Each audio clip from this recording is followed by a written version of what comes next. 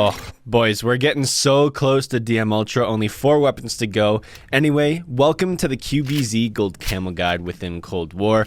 We're going to go through everything you need to know, attachment-wise, leveling up-wise, Camo Challenge-wise, on how to unlock gold as fast as possible. In the description, there's going to be chapters and timestamps, so you guys can skip to the video if you want to, as well as some social media links, the full Dark Matter and Dark Ether Camo playlist, which has all of my Mastery Camo guides, as well as the Discord if you guys want to come join the Discord and hang out with us when we make videos and whatnot. Anyway, let's get into it. The fastest way to unlock camos is to be the highest level possible with your weapon.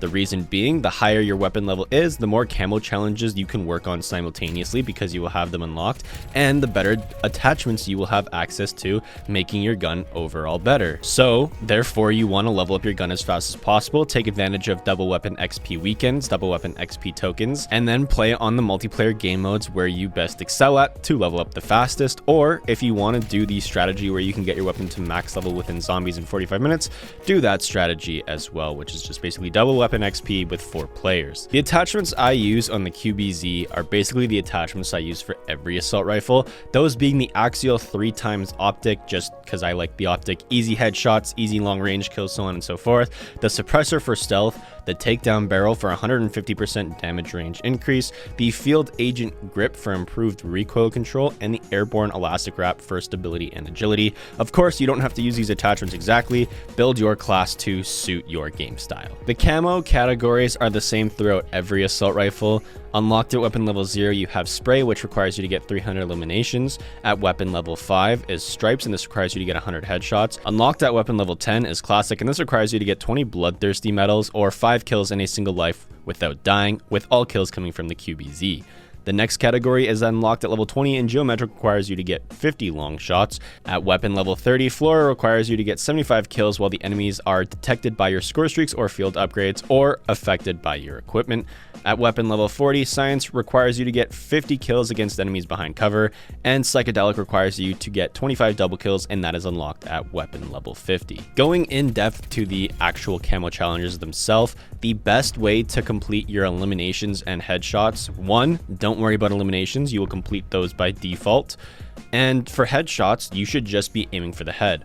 Hardcore game modes have one-shot headshots at all ranges with the QBZ, as well as core. It is extremely easy to get headshots just because of how accurate and how hard-hitting the gun is. Now, you should also be able to complete headshots through random progression throughout the gun itself, but if you are left with a couple headshots left before you get gold, just aim for the head. Bloodthirsty should be pretty straightforward to most players. You may even be a player who completes the Bloodthirsties without even focusing on the challenge while working on your other categories. If not, play on the maps and game modes that you know the best, just so you can stay alive the longest and have the greater chance of getting a Bloodthirsty. It also does stack, so if you get a Merciless, which is 10 kills at a single life, as long as every kill is coming from the QBZ, you are good to go, and it will stack. So 10 for 2, 15 for 3, so on and so forth. You can do the math. For some reason, if you're really struggling and are just not having a good time, go to Combined Arms Assault, flank the enemy's spawn, and just kill them from behind when they spawn. Long shots are going to be super easy.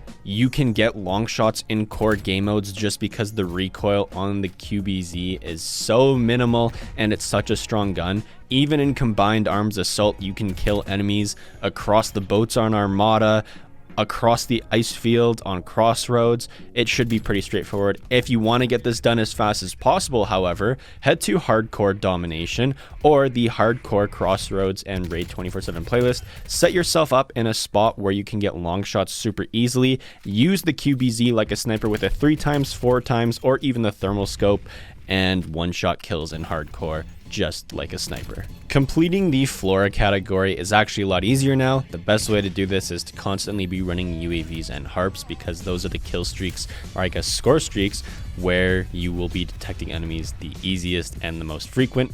If you have a field mic, place that down where the enemy is spawning, and every kill you get while an enemy is inside that radius well detected will count towards the flora category as well.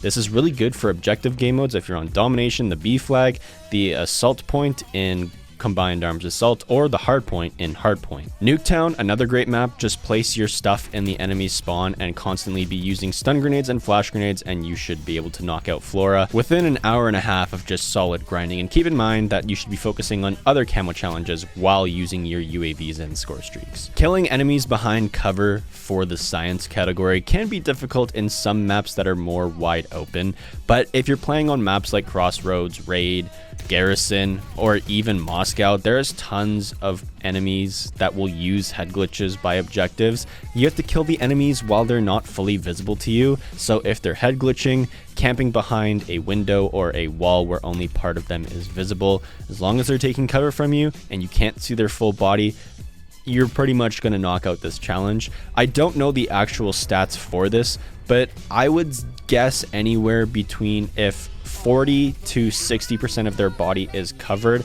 you will get a kill towards this camo challenge. Of course, if like 90% of their body's covered, even better. And the last camo challenge is double kills. You should once again finish double kills while normal weapon progression. Of course, if you're unlocking this camo challenge way late while you're done most of your other camo challenges, just because you are leveling up in the standard way while doing camo challenges in multiplayer, double kills, the easiest in objective game modes. Nuketown 24/7 will give you lots. The face-off playlists, the combined arms playlists, even Fireteam Dirty Bomb, easy double kills. You should not struggle whatsoever. I hope you guys did enjoy this guide for the QBZ and found a little bit of help, even though it is a pretty good gun overall. Leave a like if you did enjoy, dislike if you didn't. There's no hard feelings. Subscribe if you guys want to see more videos in the future, and we're only half a week to a week away from the full DM Ultra camo guide. Anyway, I'm about to head out, and if there is one, I'll see you in the next one. Peace.